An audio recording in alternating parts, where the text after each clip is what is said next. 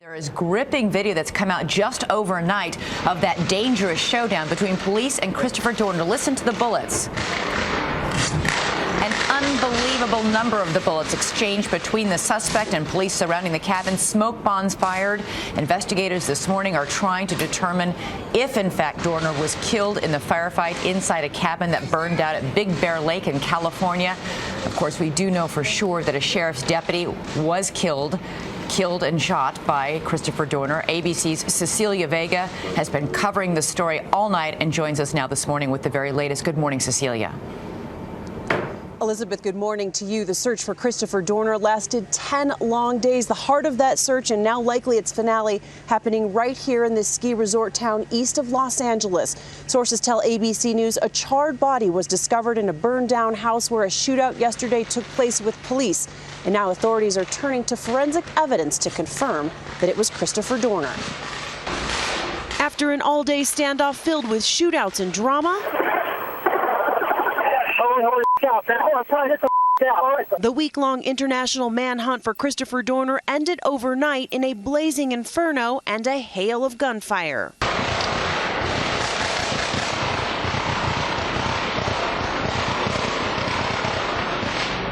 With local news stations broadcasting live, what you are hearing is the scene unfolding live. Sources tell ABC News it all started shortly after noon when a maid called 911, saying she and another worker had been tied up and held hostage by Dorner in a resort cabin. Remarkably, just a few yards from where police had been holding press briefings for nearly a week. She told police she'd broken free, but that Dorner had stolen a car. That call sparked a swift and overwhelming response. Roads closed, every car searched. Police say Dorner crashes that car, then flees on foot. Shut down the freeway, possibly for the subject we've been looking for. Only to commandeer Rick Heltebrake's pickup truck on a nearby road. He pointed his big rifle at me in my truck. I stopped, put my truck in park, put my hands up. What he heard next? Gunfire that sources say was also from the fugitive. This time in a shootout with two approaching sheriff's deputies.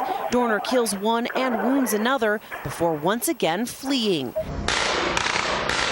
Then, less than an hour later, residents report the sound of gunfire at a nearby cabin. As local news choppers hover overhead, SWAT teams surround Dorner and begin firing.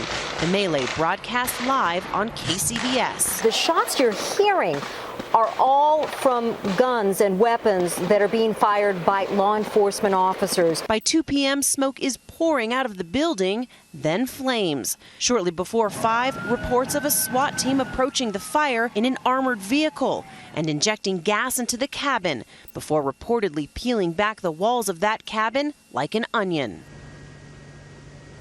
Now, for days, police were holding news conferences right across the street from this location. But this morning, neighbors who live here are telling us that at least for a short time, Christopher Dorner was holed up, George, right inside one of these houses. So close by. Okay, Cecilia, thanks.